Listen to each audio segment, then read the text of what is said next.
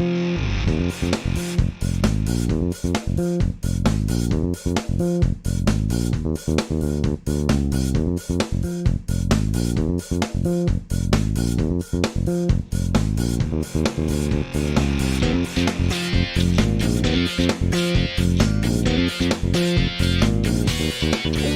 to the world of Priesthood Dispatches, where we tell your stories from the front lines of high-demand religion.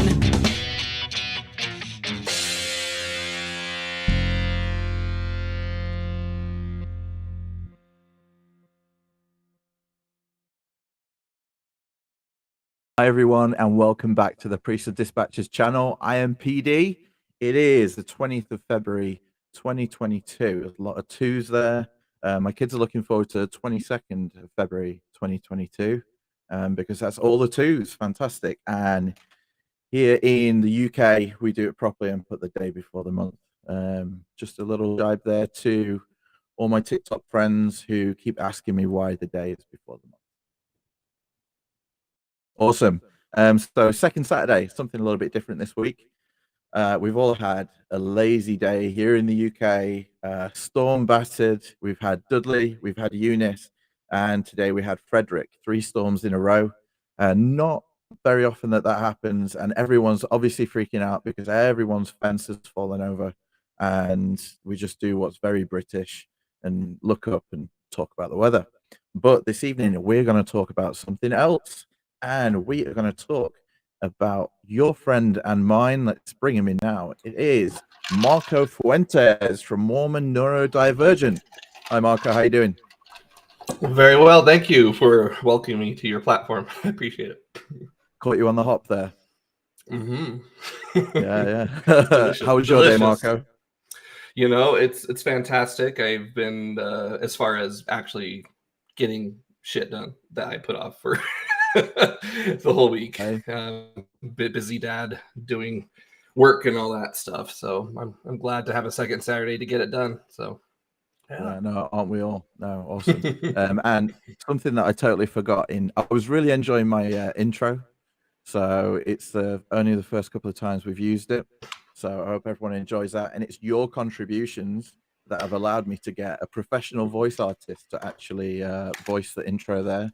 Allowed me to get some lovely new lights and backing. So like and subscribe wherever you are. And if you feel you can support the channel, please do so by using the usual manner, the QR code at the top there, or the link in the description below. But down to business after that shameful plug for money.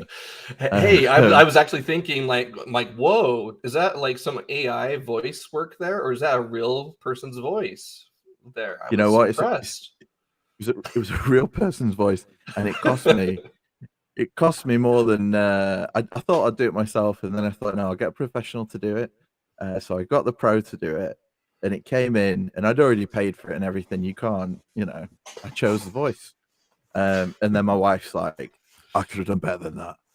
I'm like, well, get upstairs and do it then. No. Everyone thinks they can do better until they actually get in front of the mic, and they're like, until they are forced to roll up their sleeves and go to work. Yeah, it's like me whenever the plumber comes around, and I'm looking and I'm thinking, mate, shoddy work. I could have done better myself. And then I'd never done it before. You know what I mean? You're like, yeah, absolutely, absolutely. He made that look really easy, and he did a really bad job. So, anyway, Marco, whereabouts are you coming to us from? I hail from the Great White North of Utah, the icebox of Utah, also known as Cache Valley, where Logan and Utah State University is, if you've heard of those places. So, it's one of the more green parts of Utah, whereas the rest of Utah is pretty desert.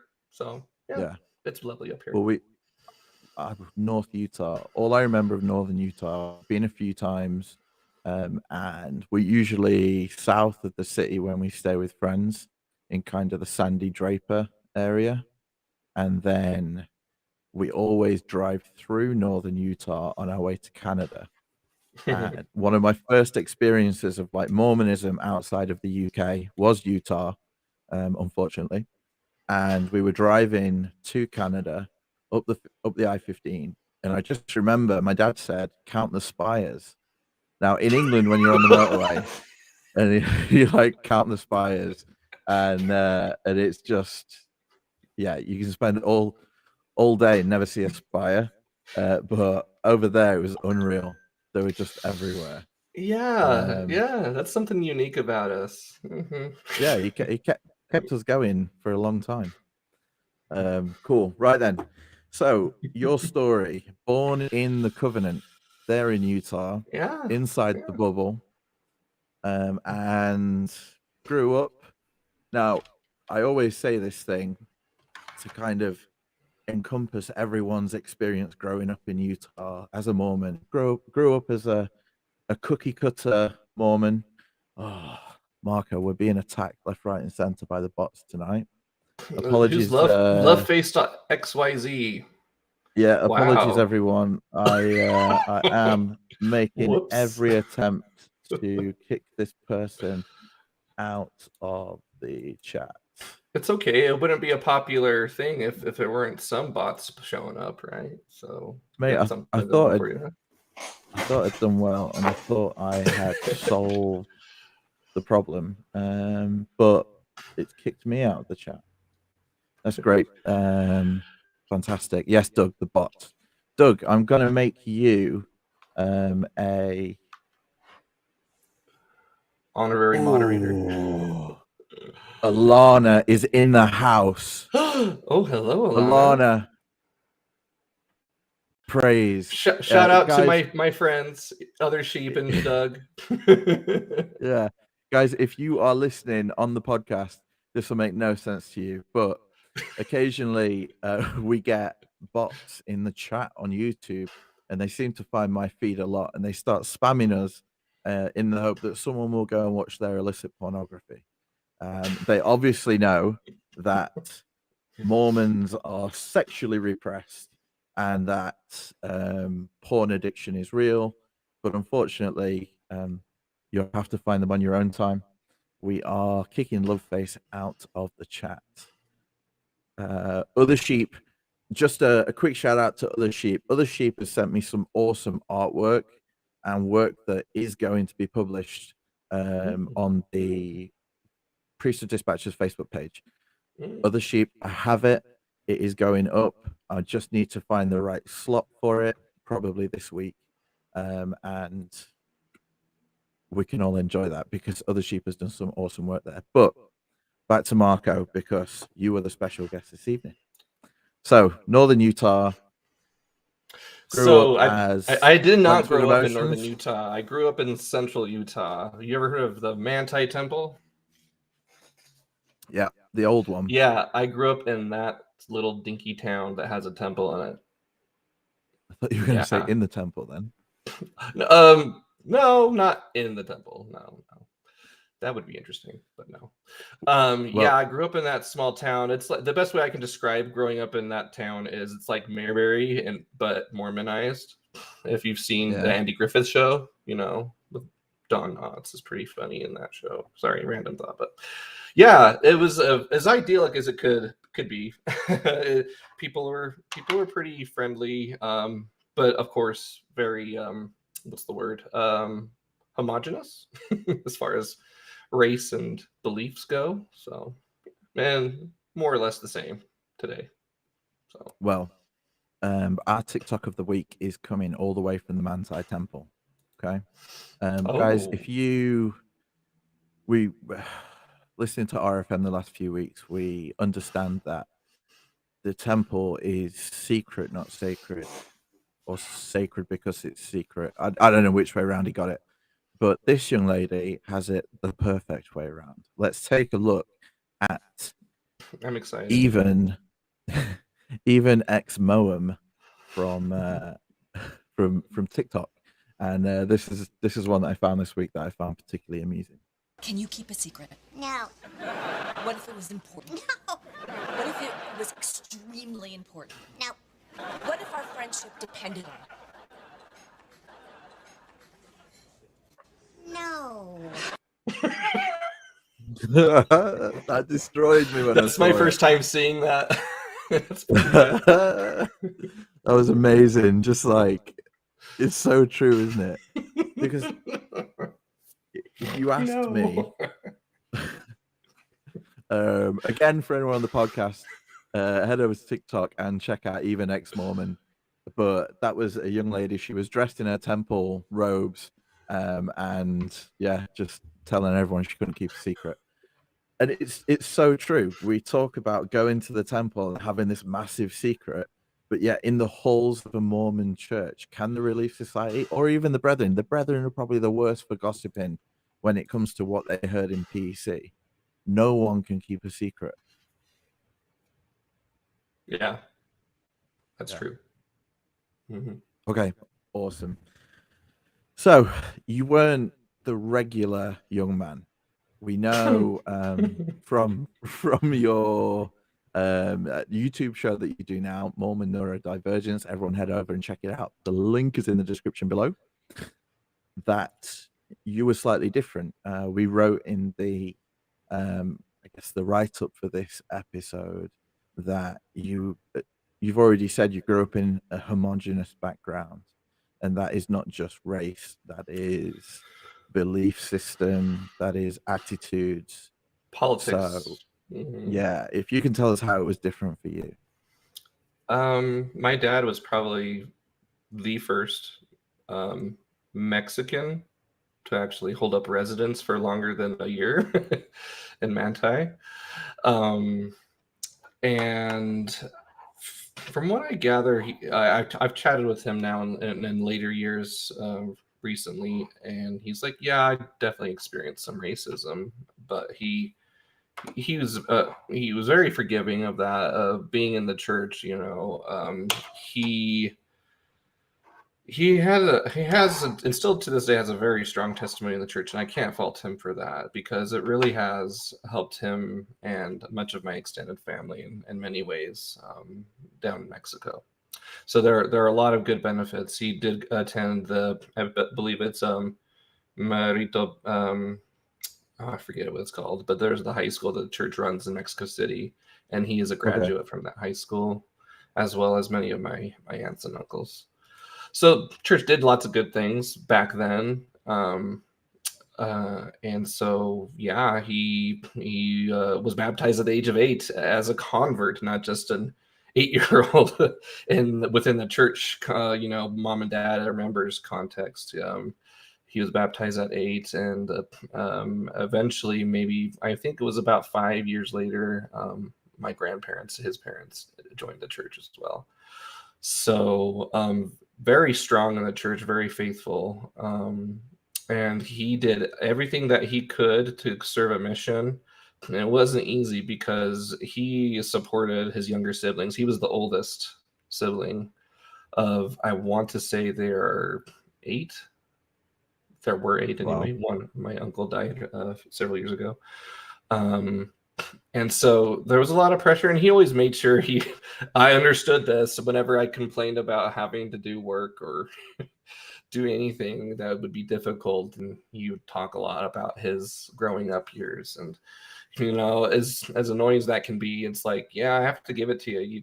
It wasn't easy growing up in real abject poverty, not the kind of poverty we talk about in academic papers that you hear about in Western countries. The poverty in Latin America is a different kind of poverty that we tend to describe here in the Western first world countries, so to speak. So yeah. And it's not that they were proud of this poverty, and no one wants to be in poverty, especially the extreme poverty you find yourself in. And that was the thing, is in Mexico, and it still is this way somewhat, is the disparities between higher class and lower class, and there's a very small middle class. What the church has been able to do is help support and kind of create a slight middle class. Now, that's not true across the board, and it's definitely changed over decades, I'm sure. But I can say for myself, from my anecdotal experience, I have an uncle an aunt who are what would be considered middle class in Mexico. And I think a lot of that is owed to the values they learned in the church, which teaches get an education and work hard.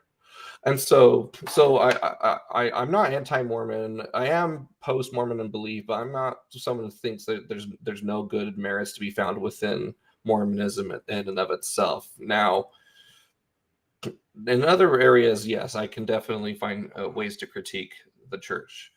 Now, going back to my story, my father, he met my mother while serving a mission, and I don't know, they're very cloudy on it. Every time we ask them, they just kind of mum about it. They don't talk about it much. And Yeah. finally, I was able to get something out of it. Decades later.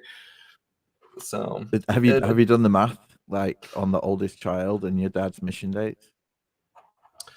Let's see. It would have been 1974 to 1977, I believe, is when my father served, and then my mother served.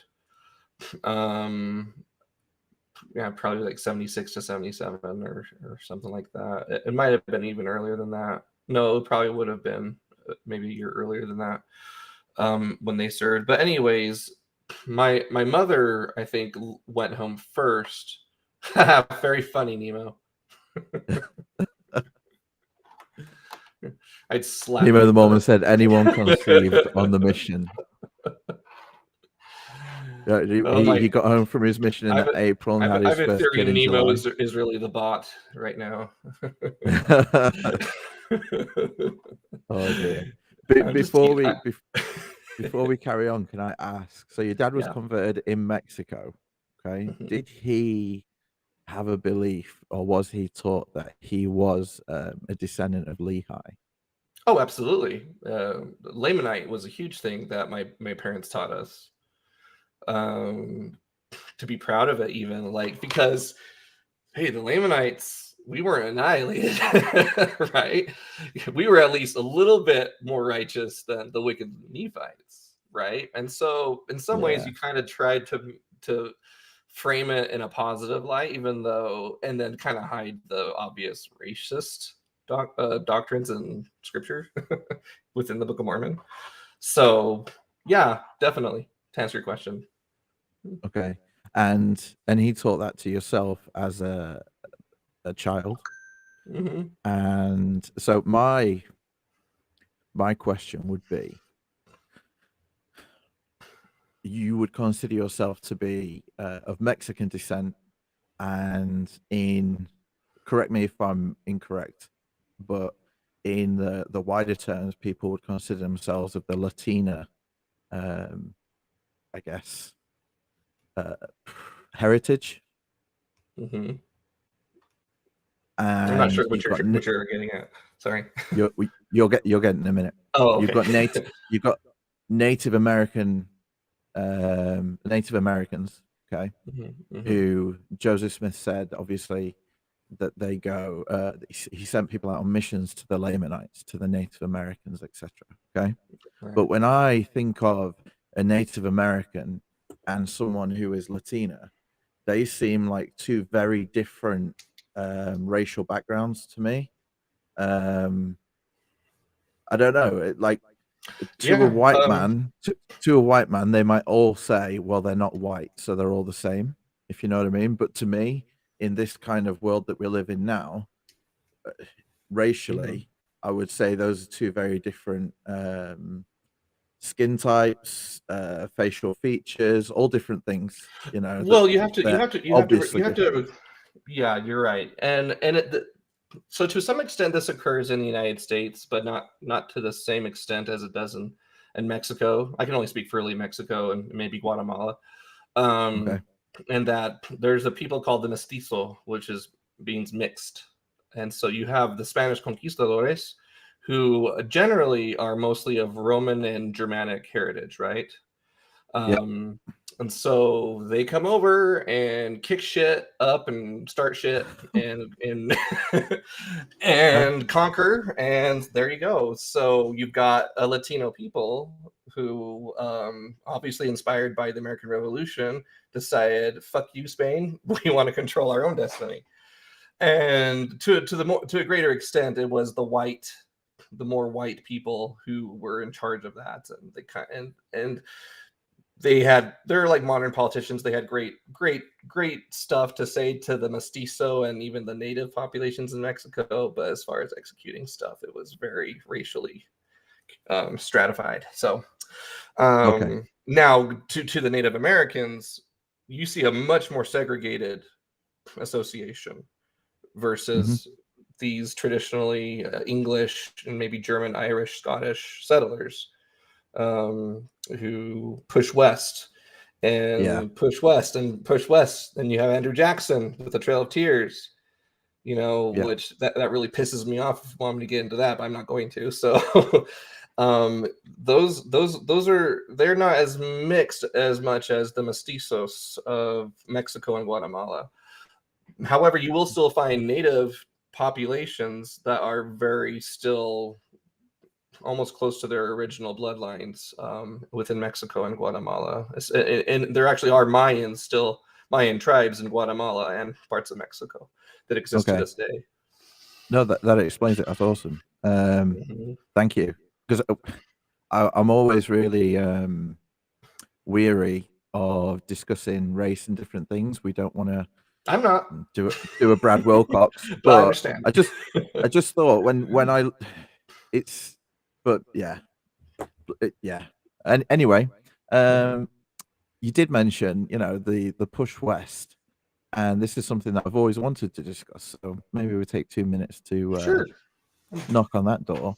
But a lot of, at least growing up as a Mormon, I was always taught of, the great basin that was saved for, like Utah Valley was saved for the Mormons, etc., and that it was prepared for them, and that they came to this place. And you always imagine that it's empty, that it's this great wilderness full of animals, and that it was all ready for them, a place of peace. But then when you actually look into it, there was a great war, because there were people living there before the Mormons arrived. And not only that, but they were subjects of a country I've already mentioned today.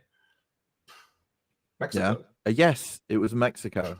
And that's what got the Mormons away from the United States militias and different things. But yeah, they just came in, they put glass in the flour, and that's a famous Brigham Young. I'm not sure I understand what that's saying. Glass in the flour, is that what you say? Brigham Young said that it was easier to get rid of. You could kill more natives by putting glass in the flour than by shooting, because they'd obviously take flour to the natives and trade, and that he could get rid of more if he put glass in that flour. So because he was a bit of a douchebag. So that's what I hear. Anyway, back to your mom and dad banging on a mission. Yeah. He was, I think he eventually became an AP. He was very, very personal, devout.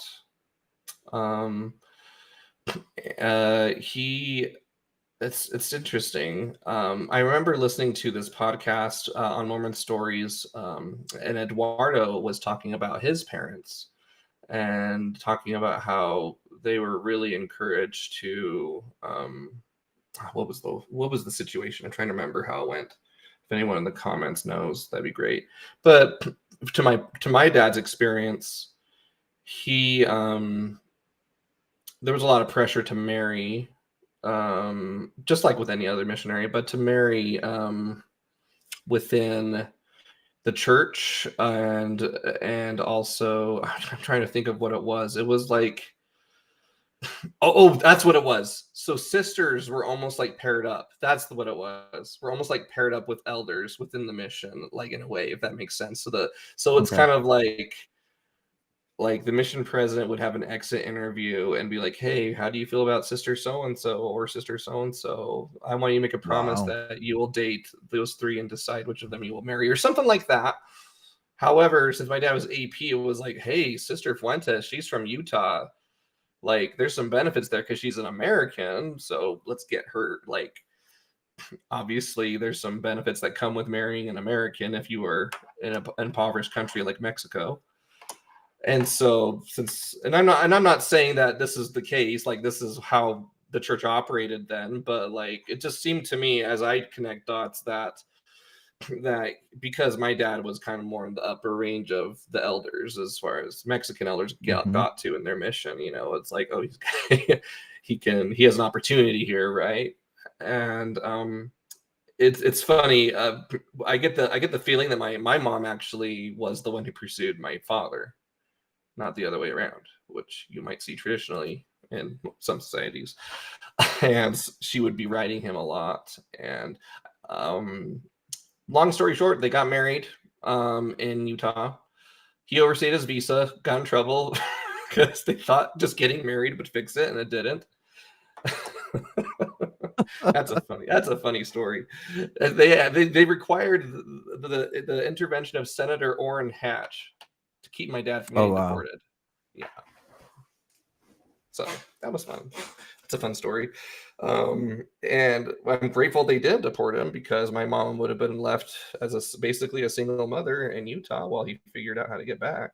Because my oldest sister was was pregnant with her at the time. And at the same time, I remember my dad, I talked to him. Like I said, I spoke with him more recently in the last couple of years about what it was like to move from Mexico to the United States, and especially from such a large city as Mexico City to this little town in the sticks in central Utah with this big, massive castle temple.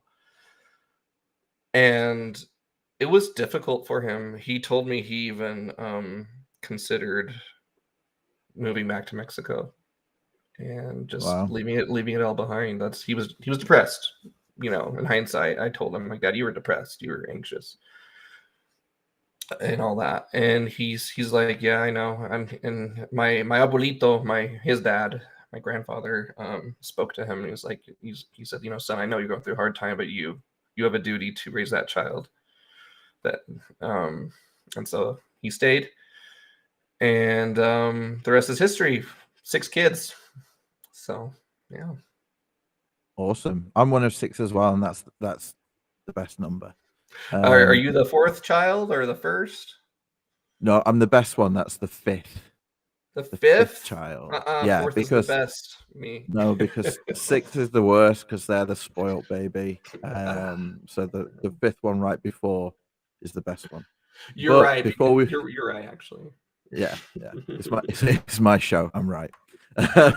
Before we move on, in the chat, we're going to talk about Marco's mission in a moment. If you served a mission of any kind, or were sent anywhere by the church, please put in the chat where it was, so we can compare some notes. So 5th is always a handful. Who is that? Other sheep, of course. Other sheep? Fuffing up. I was the 4th child, which meant I shared the middle child, and we all know what the middle child is like. Yeah. Okay. So we've got Count Cola went to Mexico Veracruz mission. Nice. Actually, I think that was the mission my parents served in, a part of it anyway, before they split it. So it was like Yucatan and Veracruz were all the same mission, and then they split it. And that's when my dad met my mom, and my dad went from Veracruz to Yucatan mission, and that he became the AP in Yucatan. So. Okay. Alana, the New Zealand Wellington mission. Wow, that's awesome. Other sheep, Poznan, Korea. Oh my gosh, all of these are awesome places. Nemo, London, England Temple. Yeah, unlucky guy, but interesting. Oh no, it gets worse. Sorry, Doug. Idaho, Pocatello. Oh, Pocatello. That's only like an hour and a half away from me, Doug. Yeah, Idaho, Pocatello. And people always talk shit about Pocatello, but I actually prefer it over Rexburg or Idaho Falls any day. So yeah, there you go. Well, the best place in the world. Yeah, sorry, in the world is Rigby, Idaho. That's your last name. Oh, I should say that. Yeah, well, cat's out of the bag now. Yeah, but Rigby, Idaho, been there. Awesome place. So Marco, where did you serve? I served in the Hawaii Honolulu mission. Hawaii, Honolulu. Did you think when you opened the actual Ryan Silver Ogden, unlucky man, when you opened the actual packet to say where you were going to go, where did you think, where was everyone in the state going at the time? Like South America? It's a good question, actually. I feel like it was like I mean, obviously we had a lot going to Brazil, but it was very diversified, actually, as I think back to it. There was an elder who left a year after me who went to Jamaica, and then another elder went to Singapore, and he couldn't call himself elder. It was just like, Wow. yeah, it was interesting. Singapore has very specific rules about proselyting and religions, apparently. So, yeah, so it was really not just for my ward. So, yeah, it was very eclectic, actually, in the Manti stake at that time, anyway. I don't know why, but it was. Well, So, Nemo feels that that's not a mission, that's a holiday. well, when you're told not to go to the beach, then it's actually torture. So, yeah. Yeah, when you're on an island surrounded by Satan, you know, yeah, you can't literally. go there. Oh, there's plenty of skin showing wherever you go, so you know the temptation wasn't that big of a deal. No, not at all, not at all. Well, we interestingly enough, my niece just got back from her mission in Norway, and I saw her badge, and it just had her name on it, like her first name and her second name. And I'm like, what? Why does it not say sister in Norwegian? And she said that they never had elder or sister on their badges in Norway because elder and sister in Norway just doesn't mean what it means in English and is confusing and a bit weird. So they just put their full names on it. And I'm just like, it's confusing and a bit weird in English to call like this 18-year-old kid elder. Yeah. Respect your elders, but not that one because he's still a child. Yeah, absolutely.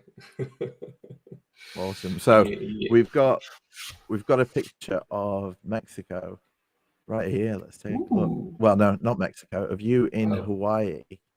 What? That's the wrong picture. Bear with me.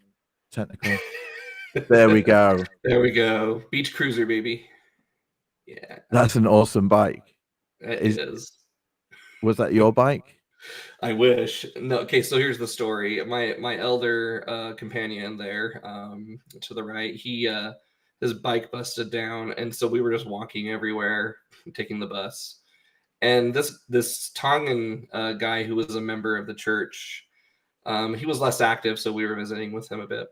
We told him what we were doing, how we're getting around. He's like, "Hey, borrow my bike." He just goes around the corner and comes back and brings out this awesome looking like beach cruising bike, and we're like, "What?" And so my companion's just cruising down the road while I'm on my piece of crap mountain bike as we go around our area. But it was just so fun. We had a blast. We each took turns riding on it and just took pictures. Yeah. So. Oh yeah, that'd be an awesome bike.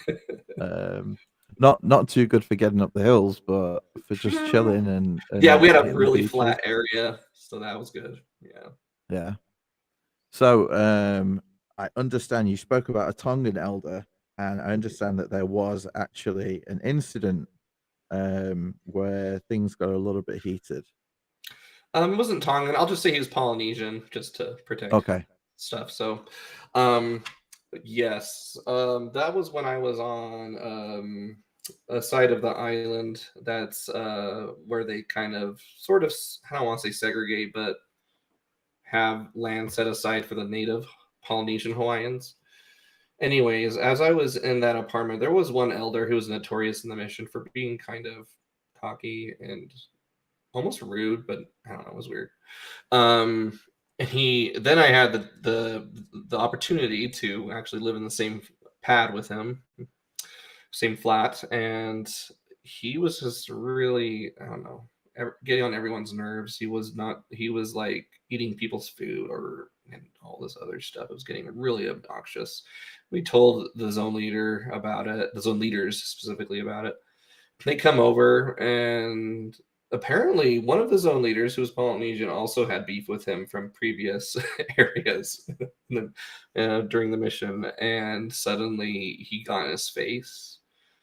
And before you know it, fisticuffs were being laid out just by the Polynesian. This elder that people were annoyed with was very protecting himself, which was a smart thing to do, but it was scary. He was a big Polynesian guy, and I was like, I gotta stop this, and I tried to go in to stop it, and then an elder who's a Marshallese Islander from the Marshall Islands grabbed me and pulled me up. He's like, "No, don't. You're gonna get." He's basically implying you're gonna get fucked up if you try to get in between a Polynesian and the guy he's pummeling, and so that was a little scary. Luckily, it all settled down. No one got super hurt. I think he had a bloody nose. That was about it. So. Yeah. Oh, or my brother always used to tell us a story from his mission of a Tongan elder, and he said that there are two elders in a flat. He served in Canada in Calgary, and they'd had some issues with some local youths, and they'd been flipping gang signs and stuff at them in the street. And then that evening, apparently their flat was upstairs on the second floor. They got a knock at the door, and they got a set of steps that comes down to a front door and just kind of a porch area. And the Tongan elder came down. He'd been in the shower. He's just wearing his towel, and there was like 3 kids at the door, and apparently one of them swung at him, and he just like pummeled the first 2, and then the third one had like a hockey stick, and he swung the hockey stick at this guy, and he just destroyed him. And there was just some Tongan elder there in his towel, kind of just standing over these 3 skinny Canadian kids who are all just groaning on the floor. And you're like, there are just some elders you just don't. Okay, and Polynesian Islanders, I will say, you just don't. So, yeah. But your time as a missionary, did, I guess, your neurodivergence play a role in making that better, worse, or? It was hard. I was probably one of the most difficult greenies. How so? Because I thought, well, I mean, you know how some greenies think they know everything? Well, I was like that times 10, because I just am I can be kind of like, I don't know how to interact socially sometimes with people, especially back then. Today I've wizened, I think, a bit, maybe, I don't know, but back then especially, I would just start saying things to these people who happen to answer the door, and my companion would be like, "Shut the fuck up." And I was like, "Oh, sorry." I don't know. I thought I was saying something important, or I thought I was feeling the spirit, but I guess I wasn't. So, wow. You know, just that was discouraging, and I thought I didn't belong, and I almost went home because I don't know. Yeah. Imposter syndrome. Mm-hmm. So Helped, maybe now aided by a trainer who was kind of a jerk, but also had to put up with a lot, I guess. So maybe now be a good time, I guess, to explain what neurodivergence actually is or means for everyone that's watching. Well, before we look at neurodivergence, there's actually 2 terms. They can be kind of confused maybe a little bit because they're similar but also different. So neurodiversity encompasses everybody, right? Whether you're neurotypical, whatever that means, or maybe you've developed depression over the years or anxiety due to maybe a physical ailment or from trauma in your environment. So like PTSD for Vietnam veterans is an example. Neurodiversity encompasses that. Neurodivergence also comes in as being something that is more specifically referred to. Until recently, it was more specifically referred to the autism spectrum, but it also applies now to anyone who's had really severe trouble with math. So that's called dyscalculia. And then dyslexia, maybe you've heard of that, but that just means you have trouble with words, leaving letters, perhaps reading, comprehension, things like that. Tourette syndrome, and I don't know, do you know what Tourette's syndrome is? Yep. PD? Yeah. Okay. So some people aren't too familiar with that, but it can be like something like, and it can almost seem comical if you're not sure what the heck's going on, but there's some people with these weird Tourette tics where they'll suddenly go like, ah, out of nowhere, or say F words or something, and they can't control it. It's really interesting. And it's sad too, because they are very marginalized. Then of course there's ADHD or ADD. And they're finding that not every child grows out of it, and even women and girls can have it. And that's in the last 20 years you've seen research that indicates such. And it explains a lot of why some people have such high anxiety, maybe even obsessiveness with certain routines, things like that, because they're just not sure how to handle this world that demands a specific way of thinking and behaving. Does that make sense? Yeah. No, absolutely. And I think it's kind of what I was getting at with yourself, because you've grown up in a world that has a very prescribed view of how to act, think, feel, and that anything outside of that can be seen as wrong, or in some cases sinful, and that then Absolutely. It's guilt and shame heaped upon the person who is actually just very normal, in this that there's nothing, they're not choosing to do anything wrong, but they just don't see the world the way that you do. Right. And what's even harder is this exists in women, and always has existed in women. And Alana has a great comment here that girls can be very hard to diagnose with ADHD because it doesn't present the same way as it does in boys. That's absolutely true.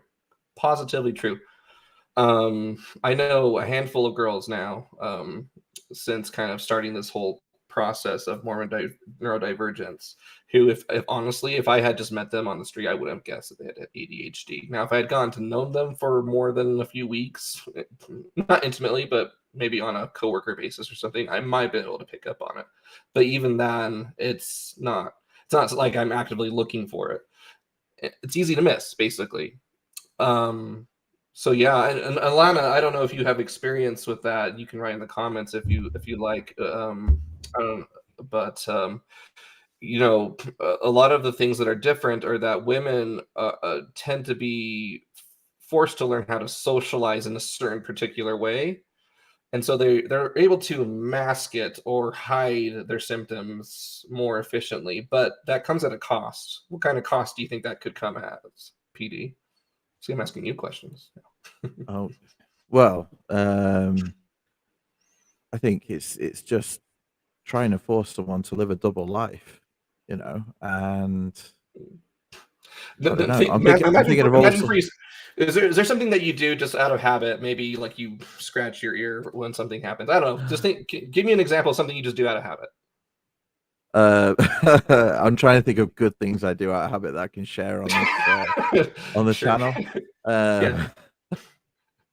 No, I always lick my lips when I'm nervous. There you go. Okay. So imagine you had to force yourself not to do that because it made other people who are neurotypical really angry whenever you do that with your lips. That it's not appropriate. And you had to do everything you could to make sure you didn't do it. So you constantly have to catch yourself. And if you fail even once, you're screwed. Okay. So that's kind of what it's like. You have to exert a lot of mental energy to mask your symptoms, Right now, Okay. I'm masking with the help of a little drink that helps.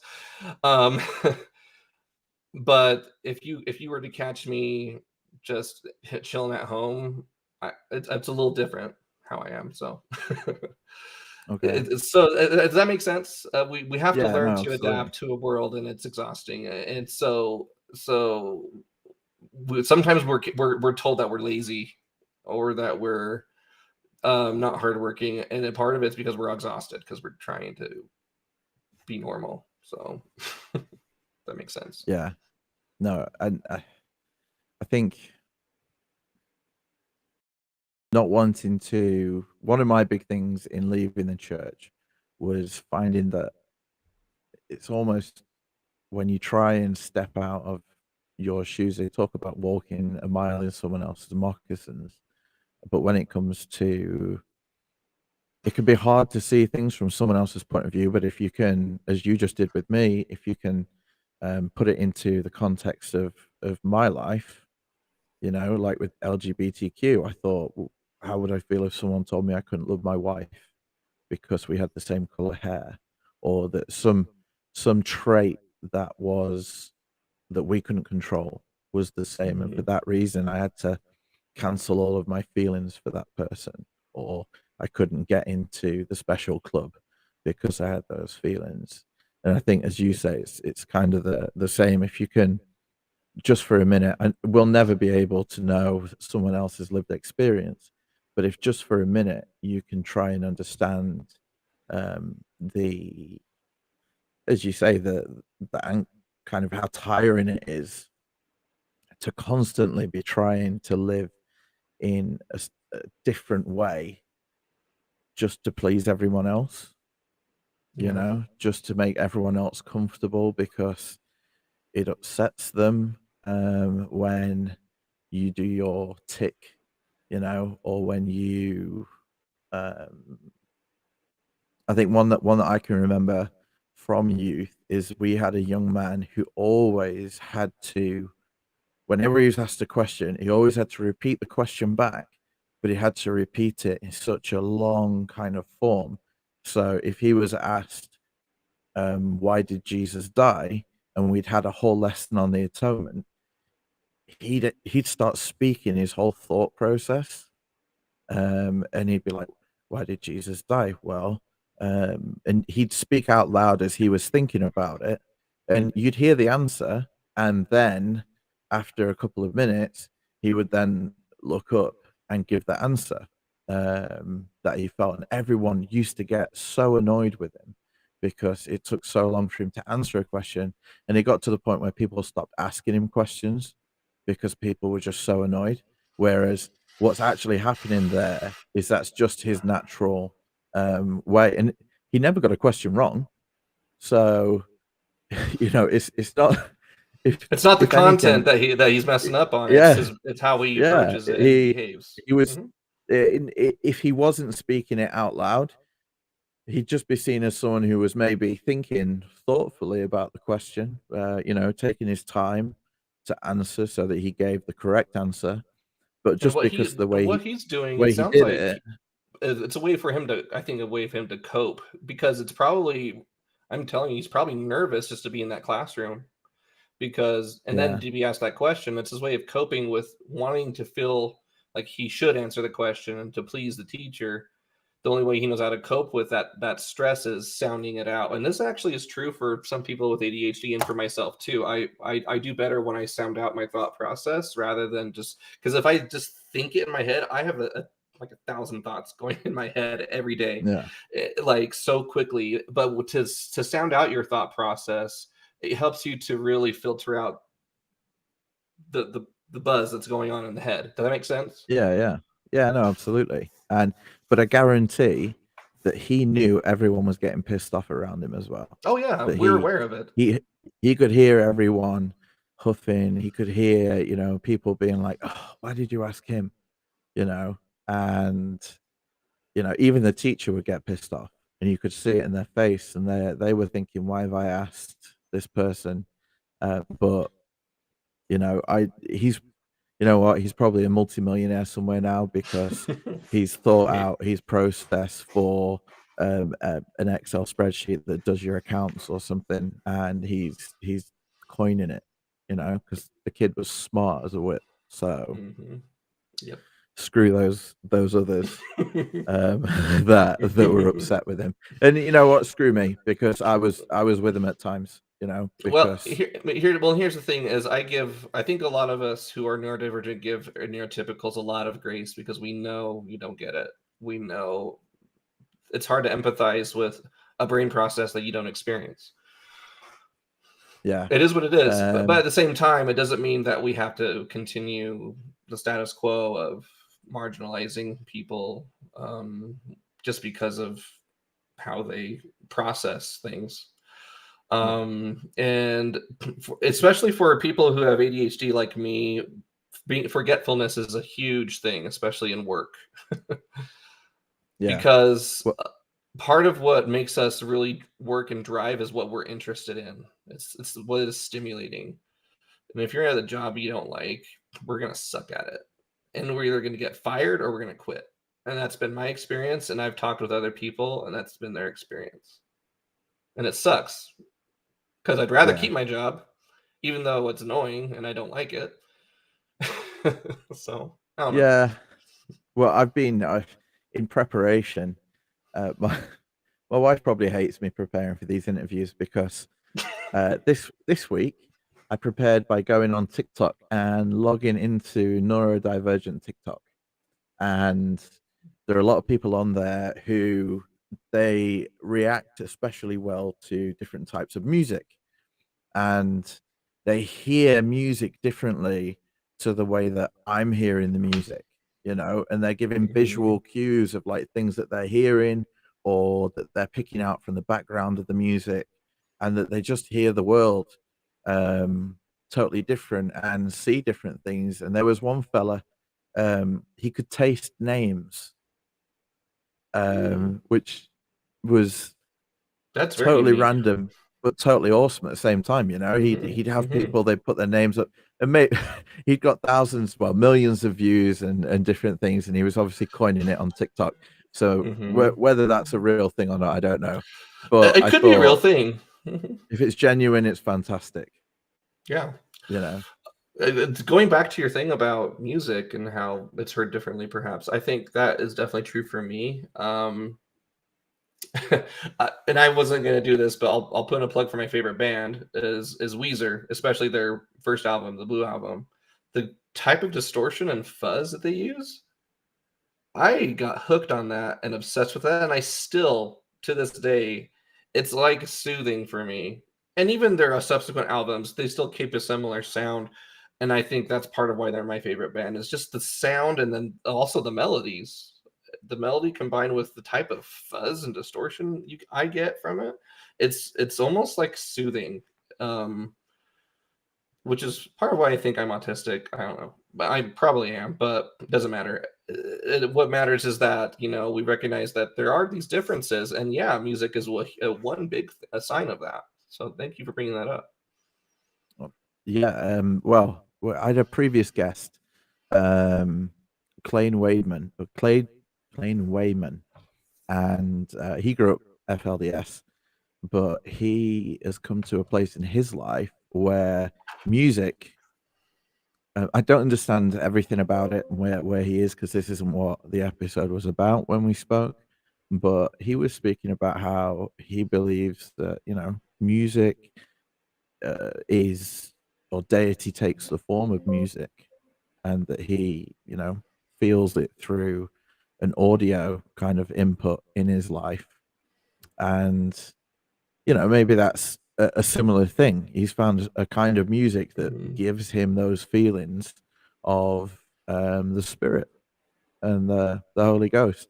But I think all of this framed together, and this was another thing coming out of the church. I've had my own experiences in life and would say I am neurodivergent under the kind of umbrella we've spoken about already this evening. But being that, I can understand how real it can feel kind of how your body can sometimes fool you, or how things can happen and you're like, that was really real to me, but to other people it wasn't. I don't know. Basically what I'm getting at is your body can create situations where it gets what it wants from that situation. And if what your body wants from that situation is this feeling of the spirit, that's what it can create, you know? And for me, that's when the spiritual witness kind of lost its potency, when I realized, why am I feeling the spirit at a Slipknot concert? Not that I've been, as an example, though, you know what I mean? Yeah, You know totally. what? I'm chanting along in the football terraces over here at a football game with 30,000 other people screaming, the referee's a wanker, and I'm feeling the spirit. Why is that? Is it because the referee is actually a wanker, or is it because I'm part of this this big group of people, and we're taking part in something as a unit, and then my body just feels that way? It's not the spirit, it's just, can they call I hear what you're saying. Yeah.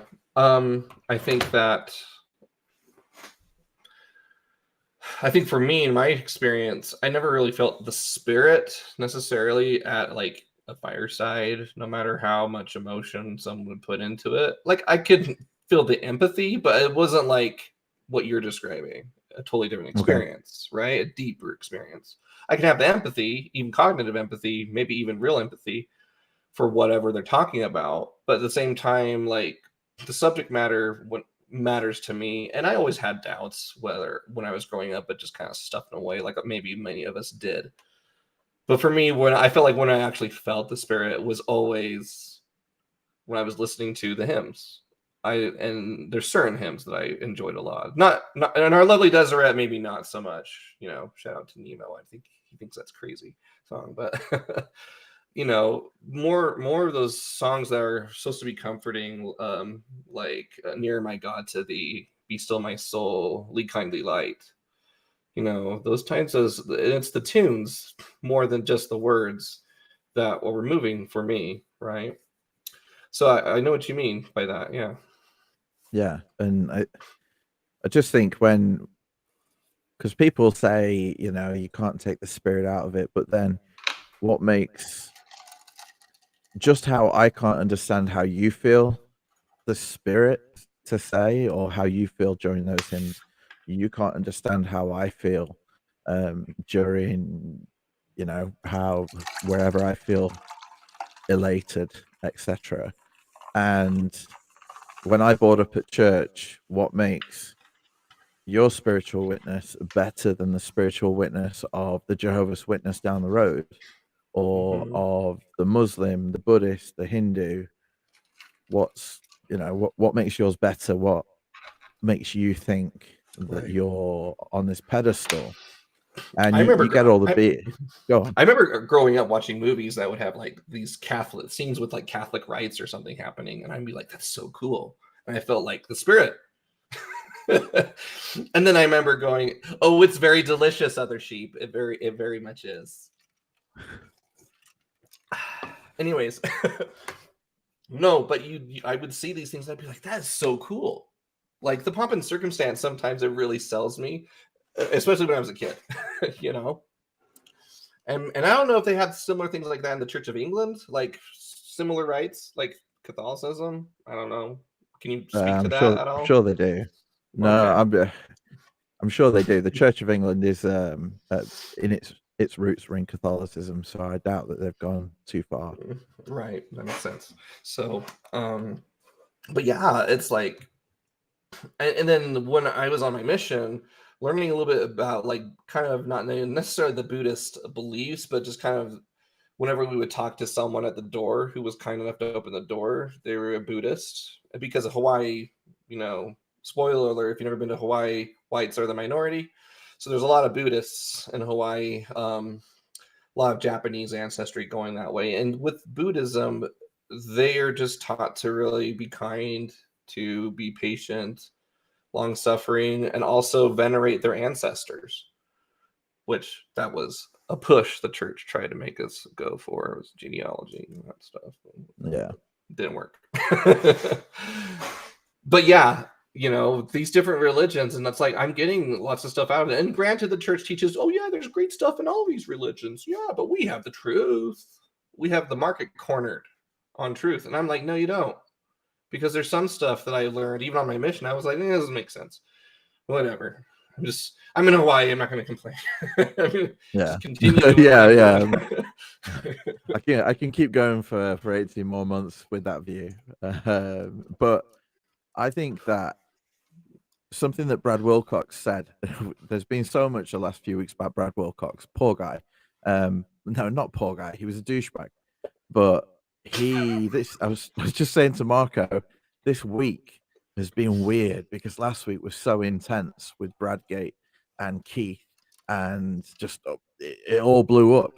And then on Sunday, Brad came out with his second apology, where he's like, "Oh, it's been an awful week for me," and you're just like, "Brad, piss off." But something that he also was half-assed, totally half-assed. Yeah. Oh, it was an awful apology. I should have played it tonight. And then they had the audacity to put in the token black dude who's his friend. That was really obnoxious. Yeah. Well, we can only assume they had the best of intentions, right? The best of intentions. But something else that he did was he's come out and apologized for his stance on race in the priesthood and his comments. Okay. But what he didn't come out and apologize for was his blatant sexism about sisters in the priesthood and sisters' role in the gospel. He didn't come out and speak about his, basic just blowing away other churches when it comes to saying they don't have the authority, that they're playing church, and that you can't get anywhere unless it's in this church. But something that he said that pissed me off, even just to go on the list of things that pissed me off, he said that if you've not already met someone who is upset when you say that this is the only true church, then you'll come across someone who gets upset when you say that we are the true church, the one and only. And I'm like, yeah, me. And he says it's because it's not tolerant enough. And I'm like, no, it's because by saying that, you just elevated yourself above everyone else. You've discounted everyone else's spiritual experience. You've discounted everyone else's teachings, life experience, and just said that's all bullshit because we're right. We're white, we're right, and we got money. Okay? And that's kind of Brad Wilcox in a nutshell. And he can piss off because he's a knobhead. I'm going down a rabbit hole here. I was really angry about his second apology. It really pissed me off because it wasn't an apology. His wife was there to back him up and kind of pat him on the back because he was like, oh, woe is me. And they brought along his token black friend to say that it was all great. And then at the end, Brother Corbett was speaking about letting everyone know that Brad spent some years in Ethiopia, making out that he wasn't racist because he had friends in Ethiopia. But then the Brit Vengers did their thing, and Peter Bleakley posted the LDS.org article of Brad in Ethiopia. And there was one image of him and his brother and some black children, which was, I guess they were like, oh, Brad with some of his Ethiopian friends. And then it had a photo of Brad and his primary class. And you know what? They were all white Americans. There wasn't one black child in the photograph of him and his primary class in Ethiopia because it was the 60s. They didn't let them in. That's like saying I grew up in South Africa, but you actually hung out with all the Afrikaners. Yeah.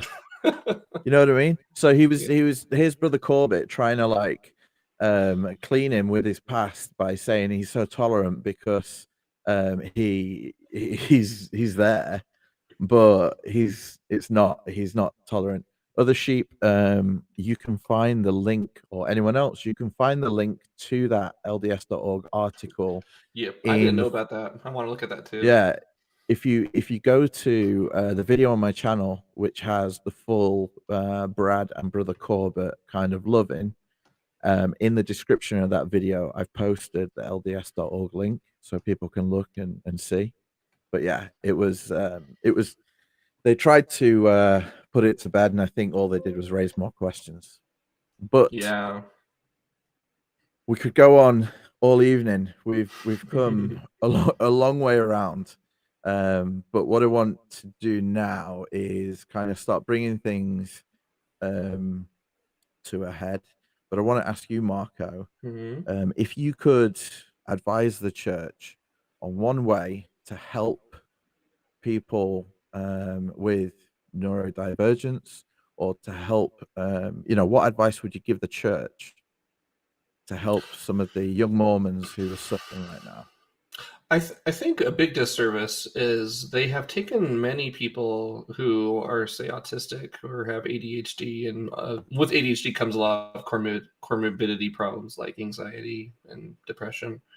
They've taken them out of those high pressure, high stress missions, and all that does is communicate that you're not capable or you're incapable of doing hard things. And the reality is that the supports aren't there for us. So that's one thing, is for the missionaries who want to go maybe somewhere that's not saying that it's bad to attend a temple service mission. That's not bad at all.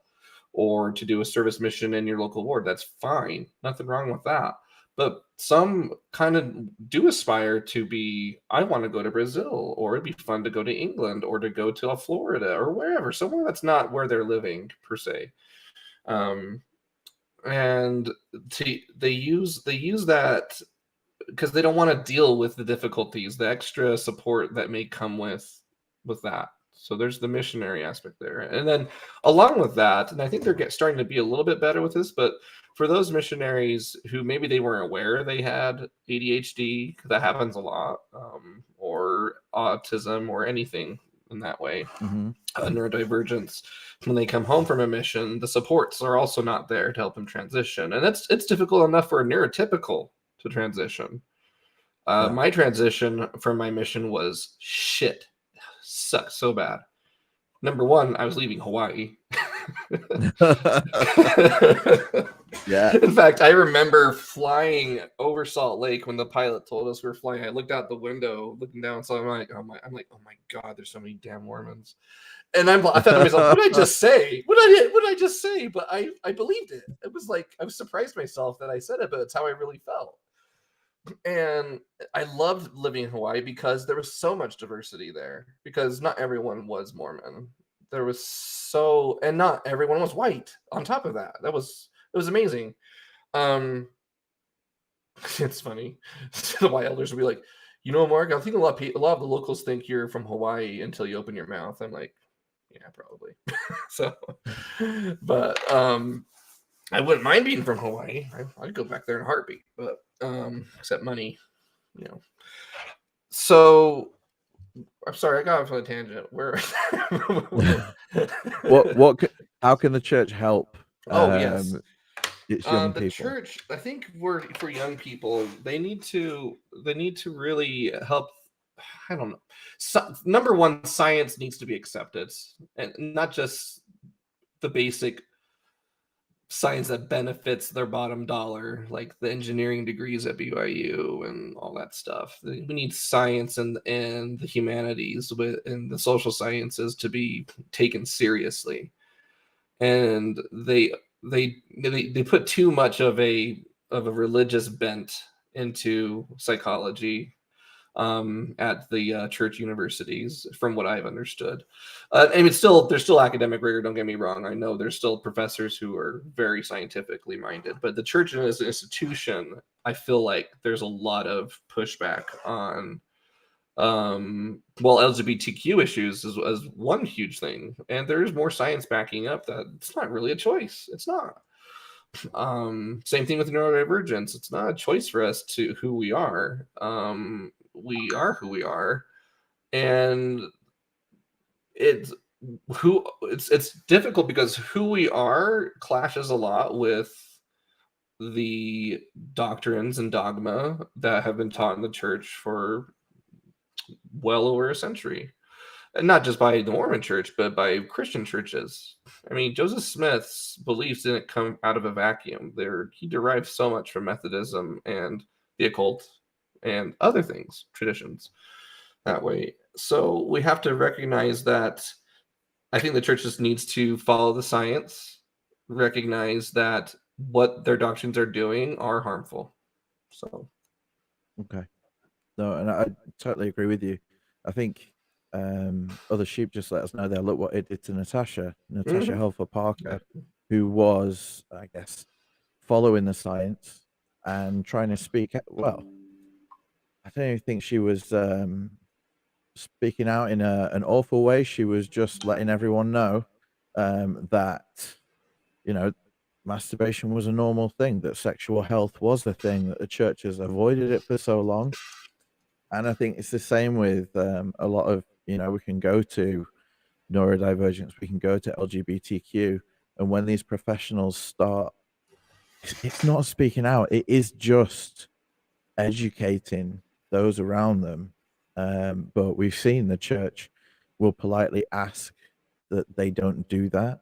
And the minute that they say no, then they're excommunicated or, disciplined. How many experts are out there who don't speak to others because they're afraid of the action that the church will take against them, and it's that fear maybe that the church relies on in order to hold things together, and stop its BYU professors from telling everyone the truth about what's going on. Pardon me. I'm coming across like a right flipping activist right now from my seat here in somewhere near maybe we can. You know what you said, lift where you stand, right? I'm lifting where I stand. So no, thank you for coming on this evening. And I think we've had a good chinwag about something important, because people do need to realize that everyone's different. But I think the church doesn't want you to realize that, because when you start to realize that, you start to empathize with others, you start to look outside the boat and realize that people are living quite good lives outside the boat. They haven't sunk, they're good people, right. and that you don't need someone sat on their velvet throne in the conference center to tell you how to be a good person. You don't need the promise of eternal blessings or the threat of eternal hell to be a good person and do nice things. Right. So that's Absolutely. my soapbox. Anyway, thank you so much for giving us your time, the work that you do in trying to draw more attention to neurodivergence. Everyone, hit the link below and go and look at Marco's stuff, because it's great. Yeah, specifically, if I can plug Brian Grunwald, it was my my first interview that I've done, and he's a great, fantastic chap. He's wonderful. He also happens to be super tall and loves octopuses, whatever. So yeah, there's my plug. No, awesome. Okay, and before we go, a couple of things. Ryan Silver, Tom Trails, thanks so much for leaving a tip this evening. Just double check I've not missed anyone. Thank you so much to Doug Vincent, who's always a big supporter of the show and who has bought some awesome kit for us here at Priesthood Dispatches. Thank you, Doug. If I can draw your attention to, let me press the right button.